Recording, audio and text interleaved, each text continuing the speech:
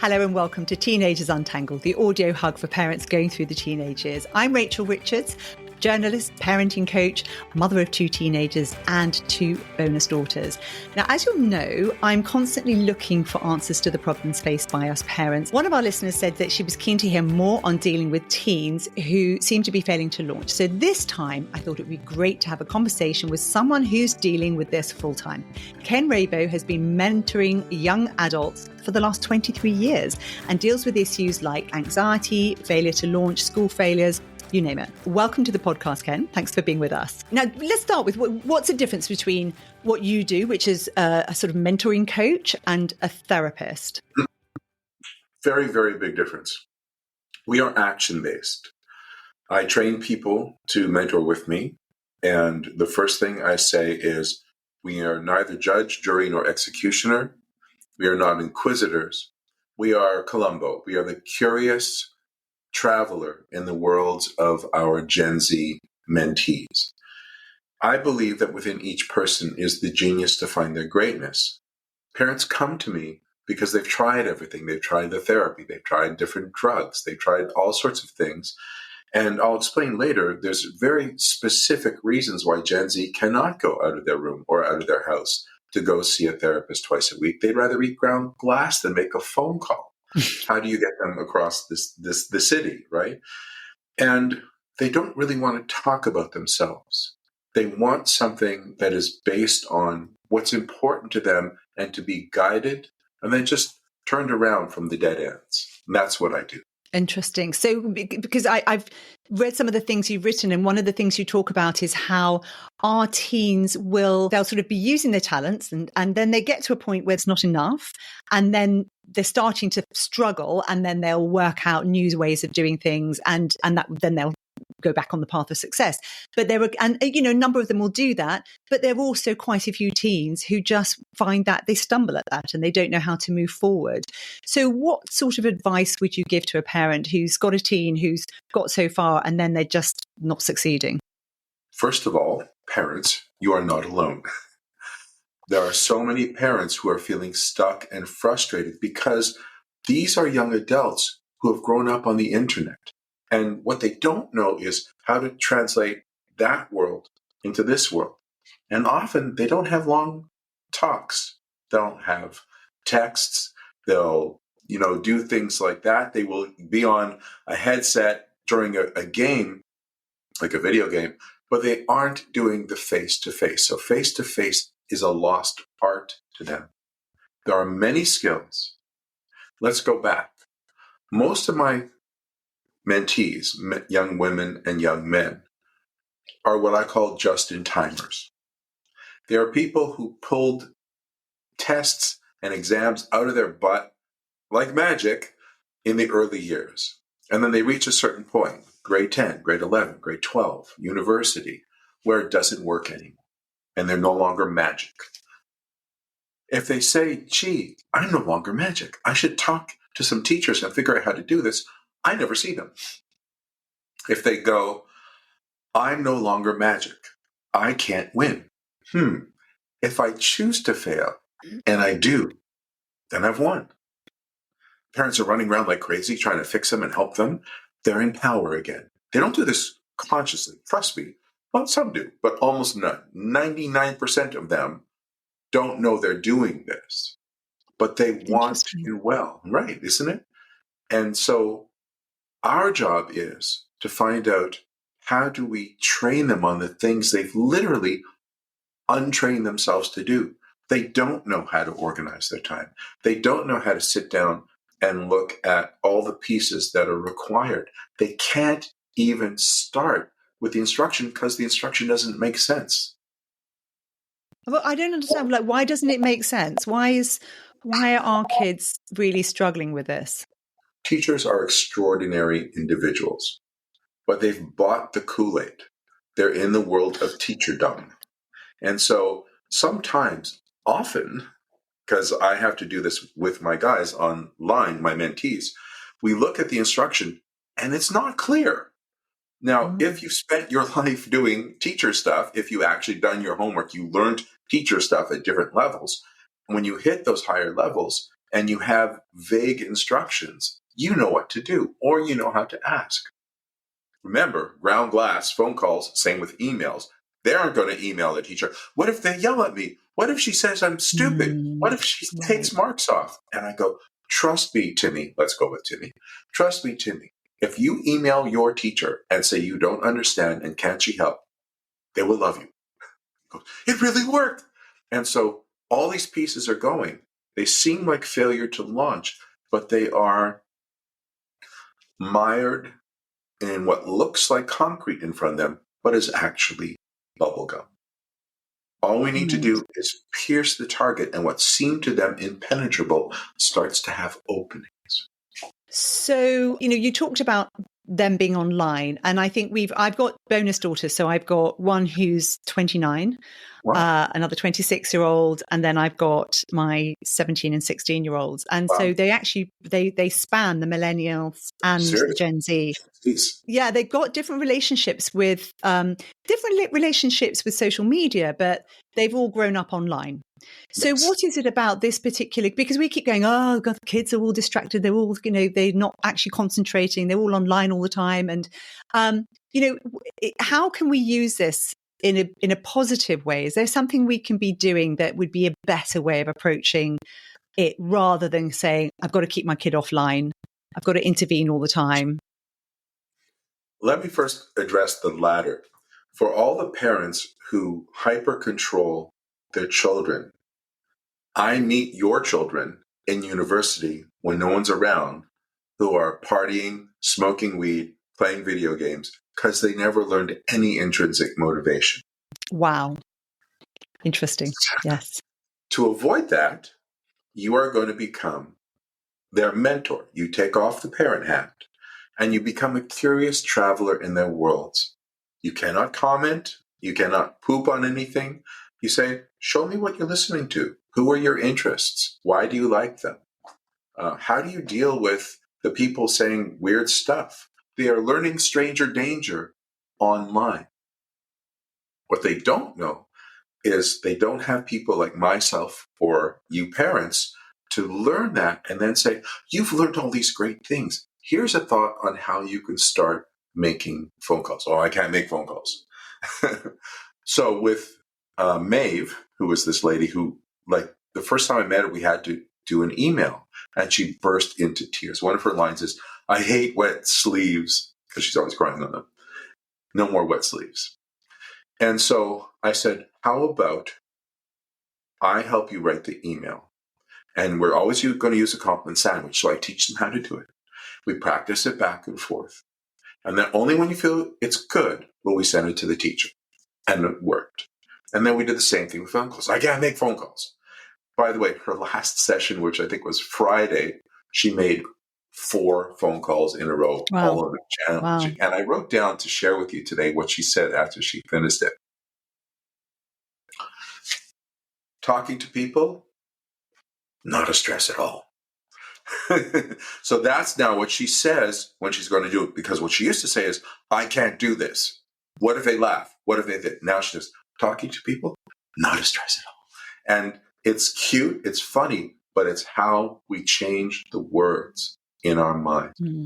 How do we identify that there's a gap? How do we identify that there's something that they're not able to do? Because quite often they just won't be performing well, and you'll think, well, I just don't know what's wrong. Like It's so true, and it's such an important place, and this is where parents get off. If you say any of these things, you always, why can't you, or any of those things, you will never get an answer. And by the way, when I work as a mentor with my mentees, they don't know the answer. I have to guide them to it.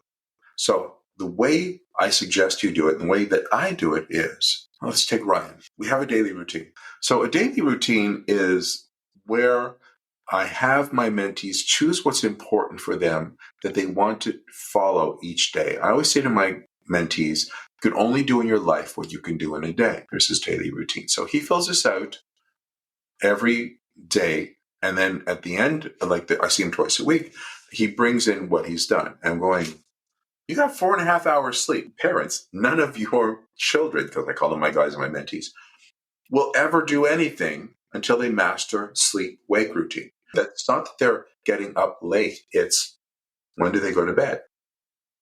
Then we put it together. All my mentees say, what about your sleep-wake? I don't have a sleep routine. Trust me, Ryan, you have a sleep routine. You just don't know it. And so what we do for Ryan, and this took some time, he's prepped for sleep. He wants to be in bed at 11:15. His prep is at 11.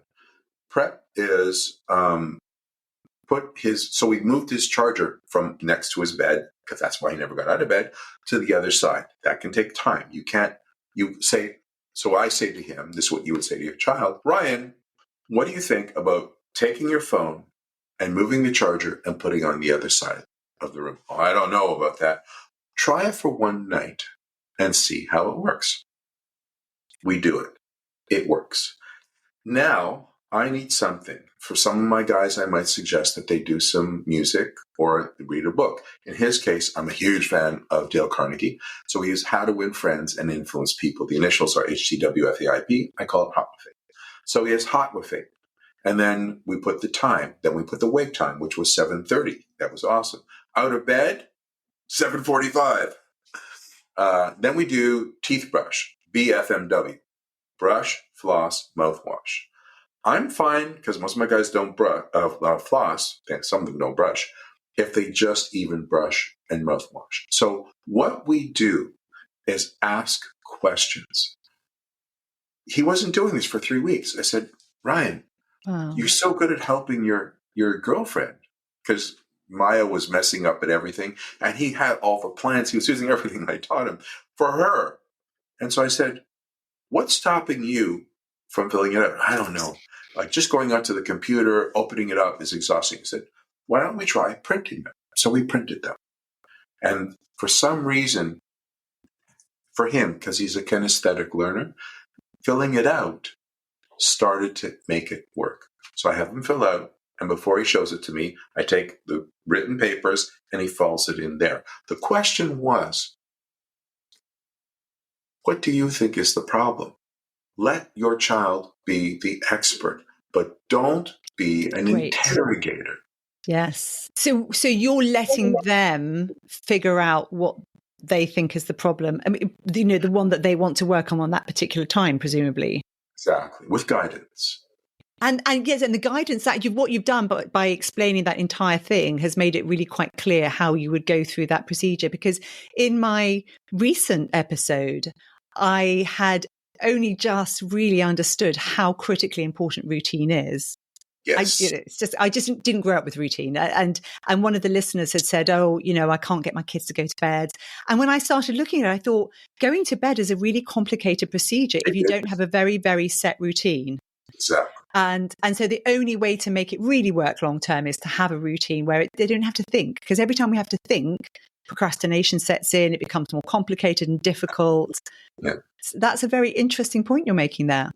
And know that it takes 3 weeks for a routine to take hold. Right. It takes 3 days for it to get lost.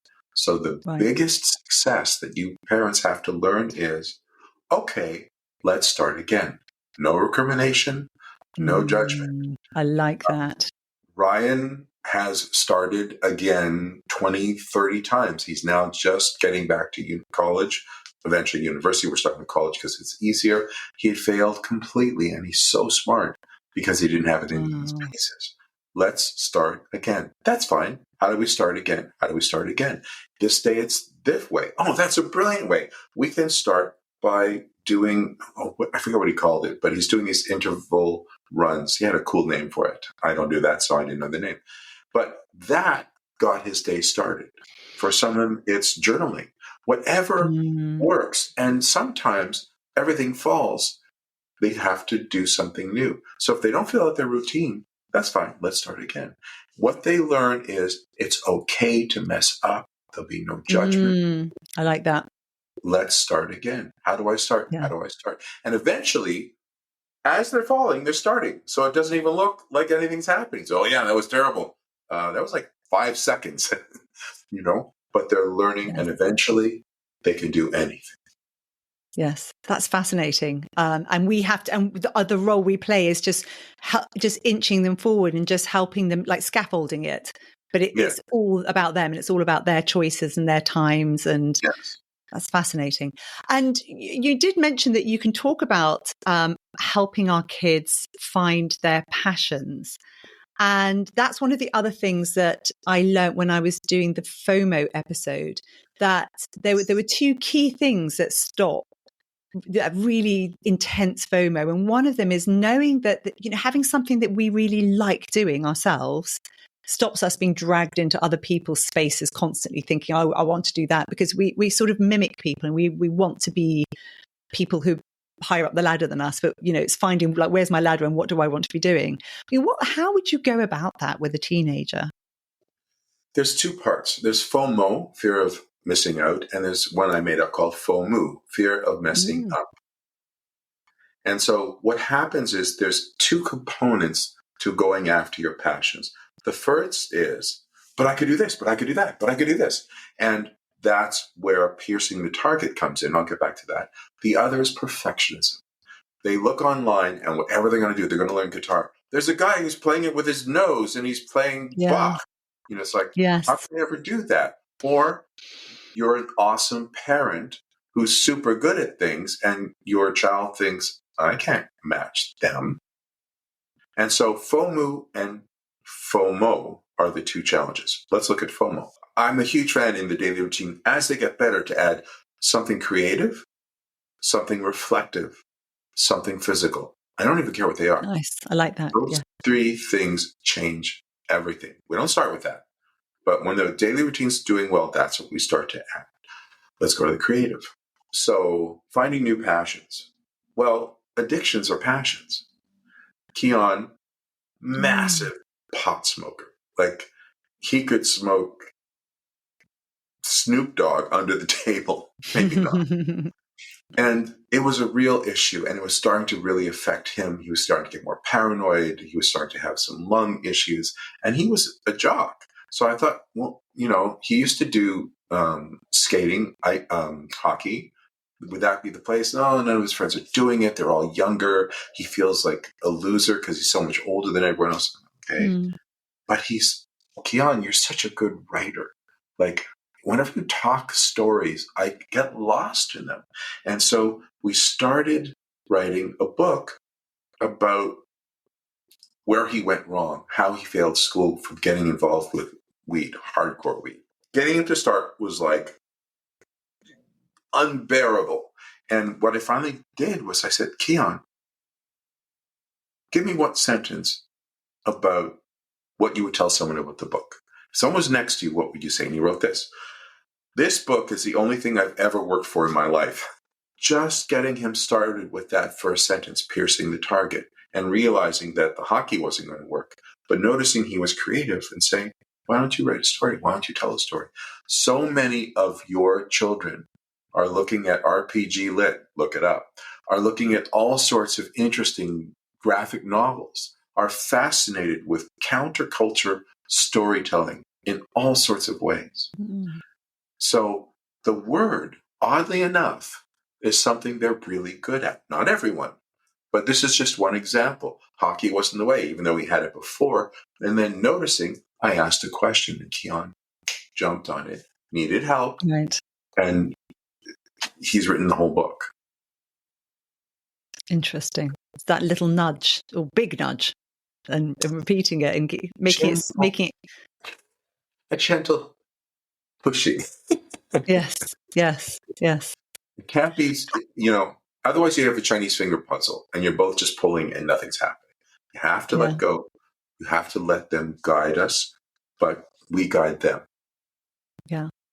It's interesting because I've got insight into quite a few millennial young adults. And what's interesting is, for example, one who I know from talking to my daughter, my bonus daughter, he's quite angry, and he's angry because he feels like he should have done better, and he is better, but he hasn't really achieved what he wants to achieve, but hasn't really been trying because he doesn't know how. And she says she thinks his parents have been they just made him feel like such a prince. that it's not helped him. And I don't know what do you think? Is that something that because we parents, we want the best for our kids. We want to make it good for our kids. So what are the things that we do and say that end up with kids further down the line that are sort of struggling? Are the things we do? I was a middle school teacher for 7 years. And I saw so many parents come to save their children from the dreaded music teacher making them perform. And, I would say, you tell Timmy, I won't have him come up and do anything until he's ready. And then I started using these skills. That's actually how I started this whole program, was these millennials in 2001 and on who were so afraid of being humiliated in public. I let them be the teacher for one day. They could sing, they could play an instrument, or they could do a musical book report. And then we'd have these ones where the parents would save them. And I would say, in this case, I was doing music theater for kids, bringing different cultures together, working with special needs people through music theater. And Timmy was afraid he was going to sing the national anthem. This was in Canada. And he just couldn't do it. When we finished, not only did he do it and ace it, he wanted to be in the shows after that. And he's the most gregarious person now in public. Parents have to understand that we don't need to push them out of the nest. They don't have to fail, but we don't have to over-save them. So many parents are afraid to let them go on their own on a bus.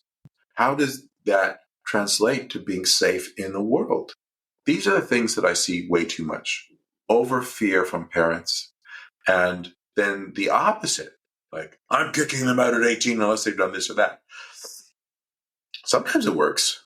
Most times it doesn't. With millennials, not so much. With Gen Zs, almost never. As you said with your daughter's friend, the best defense is a good offense. So if you're angry at everything, no one's going to realize how angry you are with yourself. Now, what are the different kinds of depression that you see, and how can we spot when it's a serious problem? It's a wonderful question, and it's something I deal with a lot.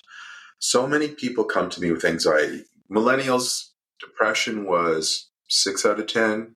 Anxiety was 3 out of 10, 4 out of 10. With Gen Zs, depression's 5 or 6 out of 10. Anxiety is 9.5 out of 10. It's huge. And when I teach people to join me as mentors, or I teach my parent partners, I explain that there's 5 kinds of anxiety. We'll get back to depression in a sec. I call it Batman Takes Time Dancing. Body-based anxiety, where they're all in their head because they're on screens. They're not in their bodies, creating anxiety. Mind-based, I had to say Batman takes Mind-based anxiety means they're that voice in their head. So I always say to my mentees, if that voice in your head was your parent, it would have been arrested years ago for child abuse. And that voice is supposed to be your best friend. What do you mean my best friend? It's like my enemy. It's supposed to be helping you. It's supposed to be the one that when you're on the cliff says, Ryan, you can pull yourself up. And now it's just saying, Ryan, you're embarrassing. It's just drop. It's just not worth it. We change that. That's mind. Batman takes. The next one is weird. Totems. It's a thing that represents a challenge. It could be the paper.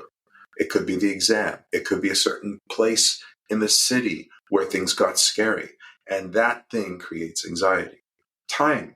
Time represents father. So it represents the law. It represents going out into the world. So time is another anxiety about not feeling safe out there. Batman takes time dancing. And then distance. This took me almost 5 years to figure out. Some people outside their room, outside their house, past a certain street, have massive anxiety. And people think, oh, it's every time he goes to school. No, it's when he gets or she gets to this point, when she stops here, when she's past her room. All of these combine to make 20 different kinds of anxieties that I've noticed that I have to untie the Gordian knots. Let me get back to depression. Depression lands in 2 different arenas.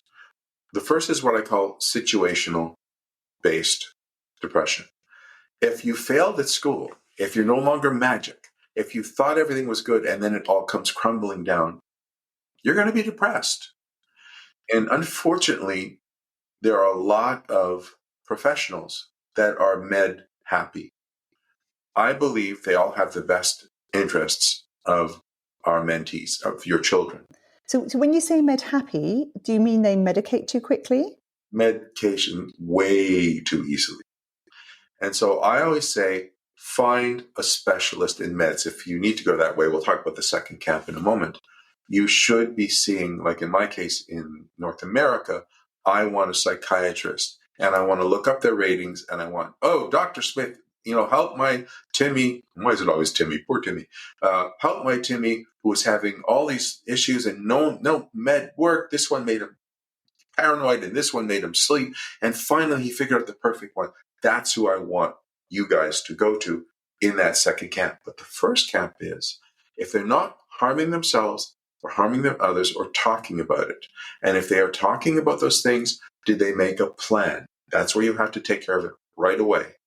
If they're not doing those things, what we want to do is all the things about the daily routine. I'm saying things a lot. All the parts of the daily routine, when they start to see that they're successful, and it could take 3 weeks, it could take 6 weeks, and they start to see week after week that they're filling it out, and they go, this is awesome. I did an entire day. I love when they have their first, I own this, daily routine moment. The depression tends to abate greatly. Oh, yeah, that's fascinating. It makes so much sense. When I was looking into routine, there was so much evidence about it's important for good mental health. One of the things I suggest to your listeners is show your child something you're going to take on that you find challenging. And don't talk about how it's impossible and the fears, but let them know what was hard and how something kicked your butt, but that you're going to go back, you're going to try it again. Let them see you struggle. And when kids are struggling, look, it's inevitable that we parents are going to feel awful about our own failings. And I'm always saying to my listeners that the fact we're taking the time to listen and try to help our kids and to learn makes us a good parent. What are your thoughts? So many times the parents who come to me to mentor their children, at some point they go, I'm a bad parent. And what I say to them and you is, you're not a bad parent. A bad parent is the one who gives up. Yes, I love that. So what one tip can you give our listeners apart from the vital role of routine? Being their parent, being there and knowing that they have you there can make a huge difference. The way one parent treats the other parent is the greatest gift you can give your daughter or son. The more they see you being kind to each other, the more they see you working things out, those things will transform your children like nothing else. And I have to say, think about what I do. I strongly believe parents were never meant to be everything to their children. That's not the history. The history is at age 12, 13, 14, 15, they went to be an indentured servant, or they became an apprentice, or they joined the military. They were then brought to a mentor to do the next part of it. And so I would say seek out mentors. It could be a traditional mentor like me. It could be in martial art or in music or in painting or anything you can think of. And make sure that person is a mentor, not a screaming coach. They're all well and good. Yeah, that's such a wonderful message. We parents can do so much to reach out and support each other. And talking to other parents about ways in which we can do that. Well, thanks so much for joining us, Ken. It's been really interesting with some great tips. If our listeners want to find you, where should they go? The best place to come to is my name, Ken Rabo, KenRab as in Bob, OW, kenrabo.com. And there you'll find a whole myriad of things. You're going to find, for those who want mentors for their children, we work online all over the world. We also have a place where if you want to learn how to train, how to be a mentor and work with us anywhere in the world, we have a training course. It's tough.